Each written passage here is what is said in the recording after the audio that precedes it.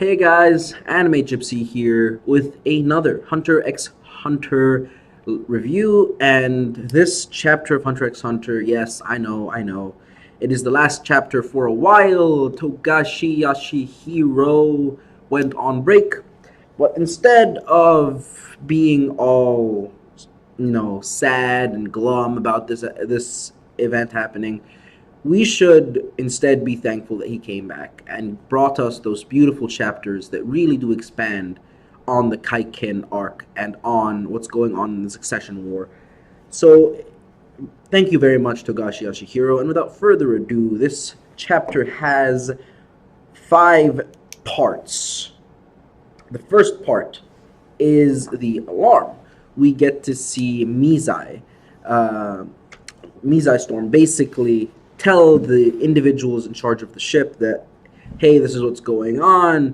We have a situation where we have a serial killer on the loose, or killers, and they're doing this, that, and the other so that they could kill people due to sacrificial reasons, yada, yada, yada. He makes up this elaborate story in order for him not to reveal to the people on the ship that there are superpowered murderers that plan on killing people just for the sake of killing people. Now, again, this is something that we'd expect from someone like Mizai Storm, and the reason I'm saying this is because he's a criminal hunter. He's used to solving crimes, dealing with situations like this by himself. So this is like another day's work for him. This is nothing. This is like chump change. This is not something like it's not. This is not even an exercise for him. Now, in terms of what's going on, serial killers, this is something that, of course, the reason behind this is the Healy family. The Healy family. And the Healy family, led by Morana, who is the illegitimate daughter of the King of Kaiken and the illegitimate sister of Zirdichnicht himself, the messed up prince, the prince who really, really, really needs a psychiatric check, that really, really, really needs a psychological evaluation. That guy, they are siblings, and we could see that the insanity in that family runs from the father's side because of, yeah, a lot of the siblings are crazy. The only reasonable person among the siblings, aside from the two twins, is not Benjamin. What am I saying? Hulkenberg. He's the only reasonable person, the only person who is rational, the only person who thinks straight. It's something I've been saying for a while, but there's something wrong in the family. The genetics isn't right with that one, so to speak. Now, we end up basically getting a explanation as to what, Mizai Storm wants to happen. Due to the alarm, he basically wants to create this shutdown where everyone stays in their room, so they could catch the infiltrators, catch the people from the Healy family, and, deal with them. Now, right after that, we shift over to Nobunaga and the boys in the Phantom Troop. Nobunaga and Finks rocking the team, and they're talking to the Cha family, and basically they hit a deal where, if we help you catch the murderers that killed members of your family, you're gonna help us get Hisoka. So deal, okay.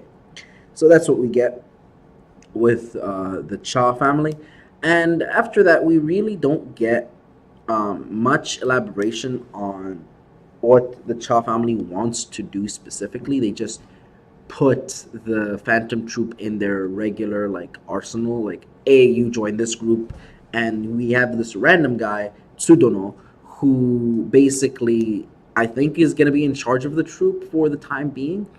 And it's so random. And this guy's like, I want to talk to the troop, but I can't talk to them in public because they're guys, my underlings are around me. And at first I just took that at face value, and I was like, wait, does this guy know Nen and his underlings don't? And that's why he can't talk about Nen with the Phantom Troop? Maybe. And if he does, he's nowhere near the level of the Phantom Troop. Just because you know Nen doesn't mean you're Phantom Troop level. Phantom Troop level is something. It's juicy. It's nice. It's delicious. Now, after that, we get a map. We get a good map that shows us everything on the ship. Well, almost everything. We do not know where Jin and Periston are. We do not. We do not know where they are, sadly. But we get an understanding that Luni and Kashu, the members of the Hilai family, are on the same floor as the nobles.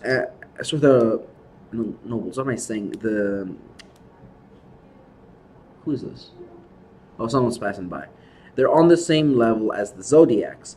So what I think is going to happen is Luni or Kashu are going to stumble upon one of the Zodiacs, and the Zodiacs are like, "Hey, you look suspicious." They're going to get, interrogated, and then the Zodiacs are going to find out that the Hilai family is behind this, and we're going to get massive retaliation on that end.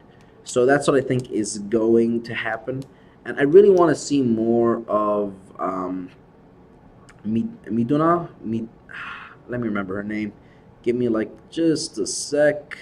Morana, yeah, the head of the Hilai family, because she is just messed up, and I want to see more of this, fuckery. Because if Togashi could write something well, he could write fuckery well. He could write mind fuckery well. He could write characters that are just so broken in terms of persona. Like they're not mentally stable. They're not mentally healthy. They're not normal, but they're written well. That's Togashi and his specialty, in my perspective, when it comes to writing characters. Look at Hisoka, look at Chrollo, look at Zerdichnicht, look at Benjamin. I mean, the list goes on and on, guys. The bomber, yeah. It goes on and on. Even like Johannes the Dissector. You guys remember that guy? Oh, Killua could be included in that list as well as everyone in his family. Remember Johannes the Dissector? He was actually written decently well, for a side character. He was written well. Now, the map also shows the headquarters of the Shiyu family. The Shiyu family actually have their headquarters somewhere in the middle of nowhere. It's like a place where I can't even see the entrance to. It's like secluded, and I think that's evident that they're very protective. And I think that may play a role later on. Who knows? So, yeah, middle of nowhere, Shiyu family. Now, this is the interesting thing. There are 3 Phantom Troop members that are sitting by themselves. Machi, Phaeton, and Franklin. And if Hisoka is going to strike, he is at first going to strike either Machi, Phaeton, or Franklin. I think Machi is going to go. Because I think another confrontation between Hisoka and Machi would be the confrontation that Hisoka would want, just because Hisoka is a troll and Machi is that one person that was perceived to be very close to Hisoka in the Phantom Troop before, he tied her up and killed her friends in front of her. But that's Hisoka. So before that, they're pretty close, and I think the reason I'm saying that Machi is probably going to be the one that Hisoka follows and gets to first is because of that relationship. And I think he's going to kill her because Togashi said that originally he was going to kill Machi off during the fight with Chrollo, after the fight with Chrollo and Hisoka. But he changed his mind because he needed someone to send a message to the Phantom Troop. So I think Machi's going to die first. And the thing is, those 3, all 3 of them, are on the bottom deck, underwater.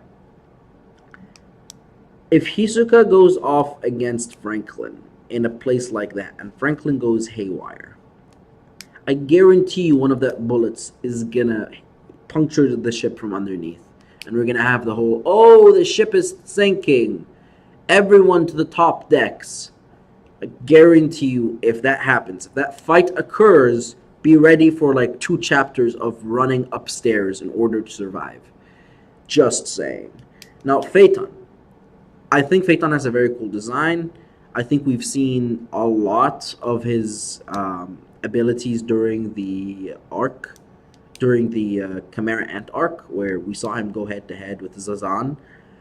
And I think from just seeing that, Hisoka definitely could beat him, but I think that he has a lot of problems he hasn't shown yet, so he's not going to die yet.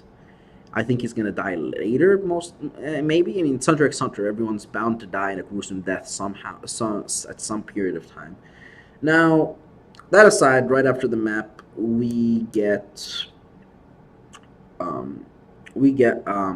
this thing with Mizai, and Mizai is basically Mizai and Botobai, the dragon guy, basically enact the alert, and everyone is escorted, and they meet up with Illumi and Kiloto, and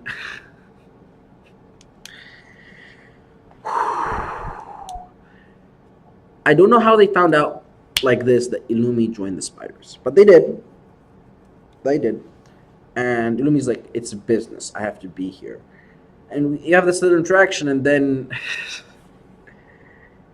Mizai Storm has this epiphany. He's like, oh, the Phantom Troop are there, all of them.